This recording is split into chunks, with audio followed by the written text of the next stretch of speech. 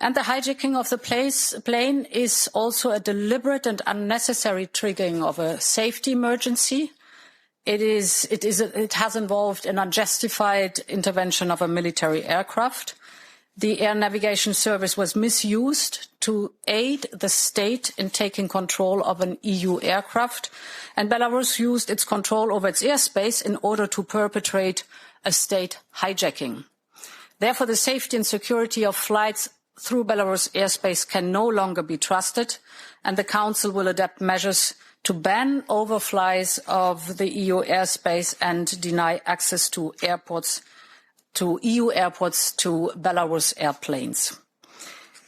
Roman Pratasevich must be released immediately.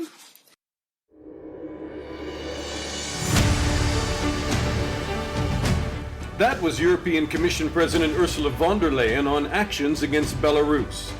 Hi everyone and welcome to another edition of Backstory. I'm Dana Lewis. An election in Belarus, which neighbors Russia, took place in August of 2020 with falsified results. People took to the streets to protest. Since then, President Alexander Lukashenko has arrested tens of thousands.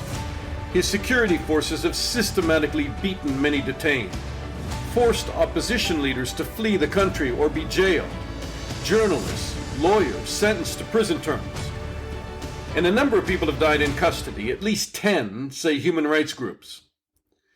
Belarusian President Lukashenko has the audacity to send a MiG-29 aircraft after a Ryanair passenger flight en route from Athens, Greece to Vilnius, Lithuania.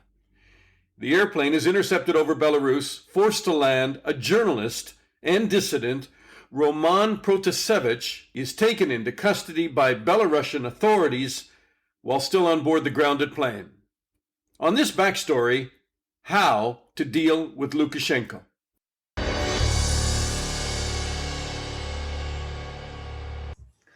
Andrei Sannikov is the former deputy foreign minister of Belarus. He was arrested by the Lukashenko regime after he ran for president and demonstrated against election results, and he was imprisoned for, Andrei, I believe, 16 months. Yeah, correct. Can you give me some idea of what Roman Protasevich is facing right now? Is he in grave danger? He is in really great danger. Yesterday I was asked the same question, and I kind of said that they will probably release the video of him under duress, and he'll say some things. But I personally was relieved to see him alive, because, you know, the KGB is known for making people disappear for several days and several weeks, and especially after we had the tragic death of our good activist and patriot Witold Ashurek in the Shklov penal colony 3-4 days ago, and the reason was reported the heart disease, and but his wife said he never had any problems with his heart. So after that, it was clear before, but that they're capable of killing people, and they are killing people. And when Roman disappeared, I personally worried that what will be happening to him. And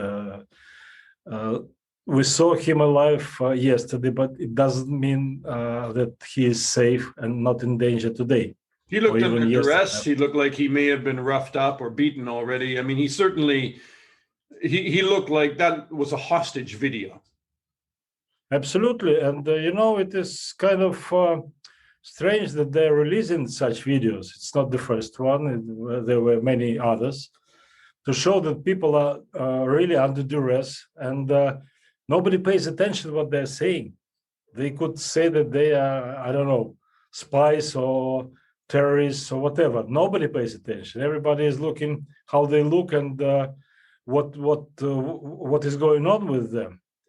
So, and yesterday was not the exception, because you know, we saw him on the screen, but we saw also the signs of beatings on his forehead, for example. And although he did behave quite, let's say, in control of himself, but what he was saying was, and how he was saying especially. You've been interrogated. you've been imprisoned by this regime. Absolutely. Yeah. And his girlfriend is now there in different places. He is in the prison number 1 in Minsk, which is Interior Ministry prison. I was there. I know what this is, the oldest prison in Belarus, and some very famous people were there, including, I believe, Pilsudski at some point. And when he was transferred from prison to prison. And she is in the so-called center for the offenders in famous facility on Kristina Street. What will they be doing to him right now? The KGB is carrying out the interrogation. The interrogation for what? The answers are obvious. Yes, he's a journalist. Yes, he wrote opposition views on the regime and believing that the election was stolen in August. What is the point of an interrogation? What do they get? They are trying to get him. He is accused of terrorism, and he was on the wanted list for terrorism, which is stupid, which is clear that it is fabricated. And he is now accused. He was smart enough, even under duress, not to say that he is confessing of anything. He said, "I'm cooperating with the interrogators on the issues of the mass disorders which I was taking part in." Lukashenko's press taking part in preparation. So he didn't admit anything serious, and everybody knows that he is a journalist, and I think journalistic community is very vocal at this moment to try demanding his release and warning against any kind of torture and abuse against him. So what they will do, they will try to get some confessions from him, because they failed big time on several occasions. For example, they arrested in Moscow again, you see, with the help of FSB. They arrested most unlikely people and accused them and charged them with plotting against Lukashenko. Most unlikely, because it was a laughing stock, not a laughing stock that they were arrested, but laughing stock of the scenario that Lukashenko's playwrights wrote for him.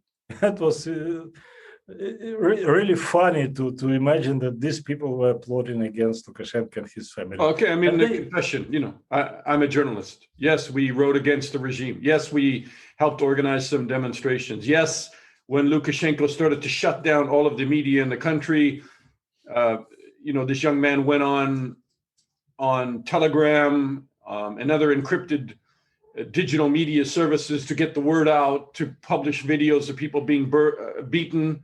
Okay, yes. Where does that leave Lukashenko? Is that worth hijacking a plane for? In his kind of logic, yes. He wants to show that he is still in control and he is a strong man and he is reaching out far beyond Belarus. But actually, he is really making his situation even worse. And not only his situation, but his people who are still loyal to him or who are still saying that they are loyal to him. Because with one gesture, with one operation, very clumsy operation, he ruined the whole industry in Belarus. He ruined the airline in Belarus, the monopolist for air traffic in Belarus. So, and among other things, among the fact that he proven himself to be a terrorist, to organize state-sponsored terrorism, piracy, kidnapping, and all other things, endangering people in Europe. So, I think that in his logic, he thinks that this is a good scenario, but he keeps going further and further down, and he is now in the abyss that he will never climb out again, never. So now we have to proceed from this, because some people still think that Lukashenko could be reborn as Phoenix. No, he's done, he's finished. He's controlling a small group of people. Yes, presumably they're thugs. They are really people without any moral, without any human feelings, but they're a very small group. So this is really my question to you, because now Europe is trying to navigate this with its own problems in the European Union.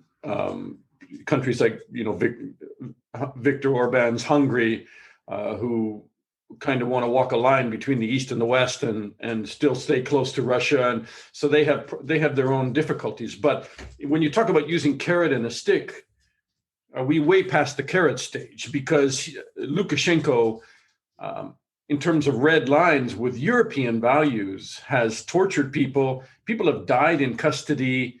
He has traumatized the entire country. So if you move away from any kind of carrot back, where does that leave you with Lukashenko? He is becoming more and more isolated. Some people say a little crazy.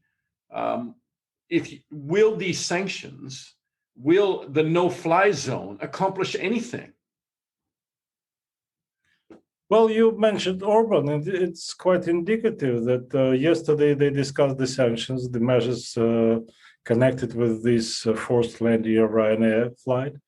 And I didn't hear any objection from Hungary, although it used to be the country that opposed sanctions against any other country. And I didn't hear any objections from any other big countries or small countries that were usually on the list of those who doubted the effectiveness of sanctions. Europe never used carrot and sticks. I would say that they used carrots that were eaten by Lukashenko, who used sticks against us. That's how it went, because there were never any meaningful sanctions. Those visa restrictions, travel restrictions were not sanctions. Today, I think that they have finally realized, and I was very happy to hear the words in the statement of senators and congressmen of the United States that Lukashenko is the danger to the international security. It is not only the rogue dictator that is hurting us in Belarus, because before it was taken like, but it's a humanitarian problem. You see, just a couple of political prisoners and a couple of people are in papers closed. Doesn't matter. We still have to think about our business with not only with Belarus, but with Russia through Belarus, even about our smuggling our goods to Russia after Russia embargoed food products from Europe. But now I hear the different language, and I hope that it will be an understanding. How to proceed, I think that the pressure should be put on, first of all, release of political prisoners, because it is morally absolutely justified to take any measures to save people's lives, especially when we have more than 10 cases of reported deaths of protesters, and now death in prison, and we don't know how many deaths we are talking about during the protests and in prison. So it is absolutely justified from legal, moral points of view to put as much pressure as possible until all the people who are there behind bars for political reasons are released. Put as much pressure as possible, but in what form? What do you want to see happen now? Economic sanctions, trade sanctions, stop SWIFT system working on the territory of Belarus, and start pushing for stronger measures for the private companies, like, Yara, Norwegian company. They're playing very cynical game. They making some statements that they do care about the human rights and the situation of workers in the largest production of potash in Belarus, Belaruskali, and third in the world, I believe. And but at the same time, they are not doing anything to help the people. And they reconcluded the contract when the head of strike committee was arrested, and he was arrested for many days now. He is in prison, and all others being fired. So private companies should join the efforts. And then the economy is collapsing, and Lukashenko is now not, as I said, not in control of the economy. He cannot do anything. He couldn't do anything for the economy for 27 years almost, because he relied mostly on the, on the subsidies from Russia, both in terms of money and in terms of cheap oil and gas on the territory, delivered to the territory of Belarus, which that resolved. But a lot of people would say, this is my last question to you, aren't we just helping Putin? We are pushing Lukashenko and Belarus into the waiting arms of President Putin. Lukashenko is helping Putin. It's none other than Lukashenko made Belarus absolutely dependable on Russia, which really undermines our sovereignty, our independence. Believe me, I don't want even to think in these terms, because I want to think in terms of normal relations between Russia and Belarus, even if Putin and Lukashenko are against it. I can tell that we can deal with Putin no matter what kind of, with Russia and with Putin after Lukashenko, and we will be more reliable because we simply cannot go anywhere. We cannot move to some warm sea to re-establish Belarus there, but we are bound to live with Russia as our neighbor, with European Union as our neighbor, with Ukraine as our neighbor, and we have to take care of all these neighborhood problems. So Lukashenko is creating problems for us, for Russia, and for Europe and for Ukraine. We can solve the problems. I mean, by we, I can tell you that the Belarusian people, because enemy number one for Lukashenko is not Protasevich, is none of the opposition, it's Belarusian people. That's the enemy number one, and he has to realize it and step down. Andrei Sannikov, always a pleasure to talk to you. Thank you so much. My pleasure, thank you.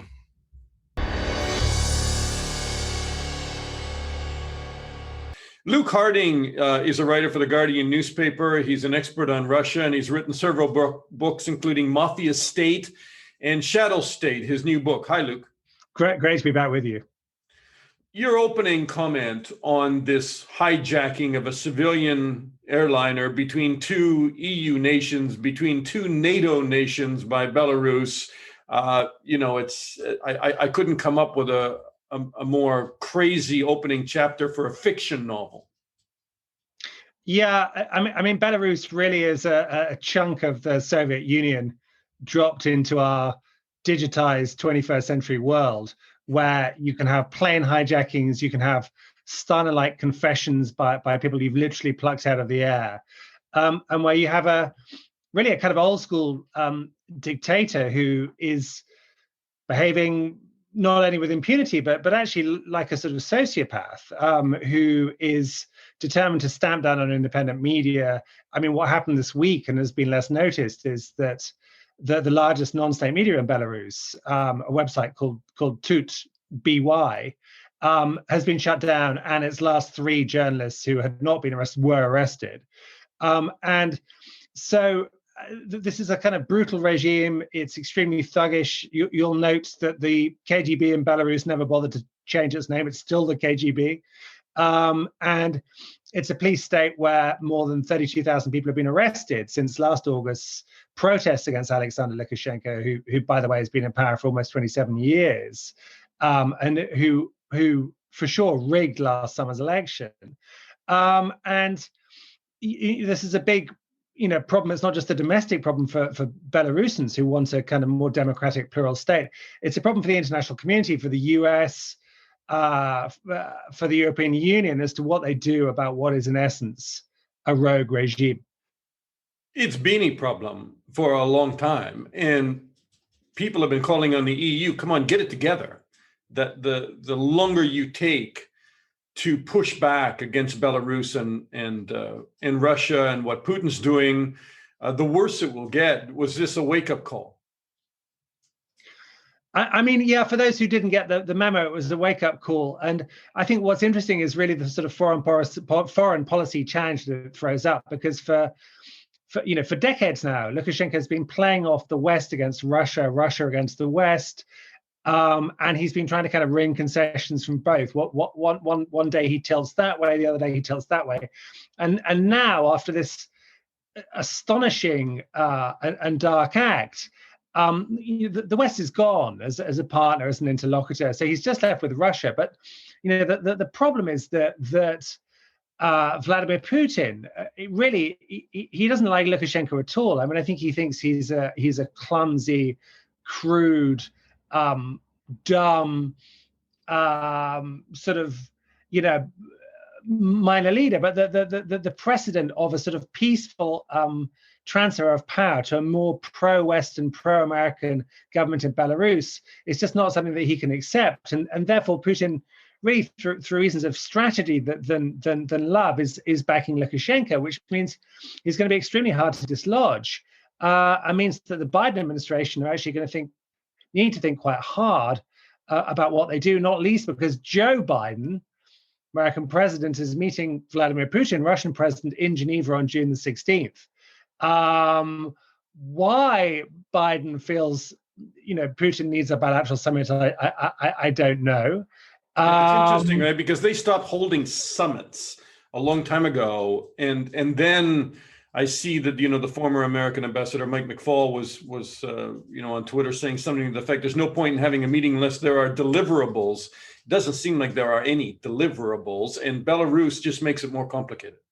Yeah, I mean, I agree, and the thing is that it looks to me, I mean, it's still a little early for this administration, but it looks to me as if the Biden people are going back to the kind of Obama doctrine of, which you might kind of call naive pragmatism, that it's good to talk, that if you listen and engage with the other side, maybe you can reach a kind of mutual solution. And I think it's a misanalysis of the situation, which is that essentially, Putin is not interested in mutual solutions and win-wins. He has a kind of a priori KGB view of the world where Russia is pitted eternally against America and the West, and is involved in essentially what is a war, sometimes with military dimensions, sometimes more unofficial, involving cyber or espionage and so on, that has no end. And actually what the game Biden should be playing is containment. It's George Kennan, it's the long telegram, it's the Cold War, or you can call it neo-containment if you like, basically making it clear to Putin that there will be counterforce, there will be a hard reaction, painful economic sanctions, maybe kicking Russia out of the SWIFT system, banning oligarchs, clamping down on their assets and their homes and so on, unless he stops doing these kinds of things. And at the moment, I don't quite sense appetite from the Biden administration for that kind of course. Yeah, I know. I mean, he has said that they will take action seen and unseen. It'll be interesting to see how it plays out. But in terms of Belarus, I mean, yes, Lukashenko is now back in the arms of Vladimir Putin. Dangerous place to be, because they've always talked about swallowing Belarus back up again. And Lukashenko, at a certain point, becomes a very high-risk political keychain for Putin. And he may want to get rid of Lukashenko. And Belarus by itself playing out the way it is, there's a question in here, Luke. The way it's playing out, it endangers Russia. It threatens what Putin is trying to do to keep things calm and nice pretend democracy inside of Russia. I mean, at a certain point, Belarus just becomes more and more high risk to Putin, doesn't it? I'm not sure it's high risk. I think it's more of a problem if it becomes a growing bill. Because obviously these sanctions against Belarus, depending on what they are, whether they hit the petrochemicals industry, whether they hit kind of Belarusian oligarchs, and there are fewer of those than their kind of Russian counterparts. I mean, it's Russia that's going to have to pick up the tab. So that's a headache. But also Belarus, like Ukraine, is central to the sort of the kind of Kremlin imperial notion of Russia as a great power. It really sees Belarus as its territory to dispose of how it likes. And for years, there has been, when I was in Moscow a decade ago, there was talk of a kind of a union or a closer political alliance between the two, where in essence, Russia would gobble Belarus up, would sort of eat it. And it would give Putin an excuse to change the constitution, which would give him another term and another term. But he's done that anyway. He's effectively, faux legitimized his rule for 1,000 years like a pharaoh. I mean, until 2034, by which time he'll be in his 80s, and you and I will probably be on our Zimmer frames, or in our kind of, retirement homes. So, but yeah, I mean, but Belarus is a kind of playground for Russia, and Lukashenko is a kind of unloved but necessary part of that project. All right. How does this end? Do you want to make a prediction? Do you think that Lukashenko has long to live in terms of being the president or the ex-president there? And will Russia slowly just swallow up Belarus anyway? I mean, the thing is, by nature, by temperament, philosophically, I'm an optimist. And the problem is with all of these scenarios, you have a kind of Hollywood script running in your head that despite suffering and travail and turmoil, the good guys will win. They will take over. But unfortunately, in the post-Soviet world, and indeed in much of the world, that doesn't really happen. And my fear is that with Putin there, that means that Lukashenko will stay, and he's pretty successfully repressed, arrested, intimidated much of the population, and now with what he did on Sunday, it's had a chilling effect for dissidents, critics of the regime living abroad. So my fear is that he will carry on, but also I think he's personally hated. I think he cannot regain legitimacy in his own country, and it's possible that sooner or later that Belarus will careen towards some kind of explosion. Luke Harding, great to talk to you. Thanks so much, Luke. Thank you. And that's another edition of Backstory on Belarus. For almost a year, Baltic countries have been warning Europe, get tough with Lukashenko or risk a challenge by Belarus and Russia to freedoms. If the hijacking of an airliner between two EU countries, between two NATO countries, isn't a wake-up call, I don't know what is. I'm Dana Lewis. Thanks for listening. Subscribe to Backstory, and I'll talk to you again soon.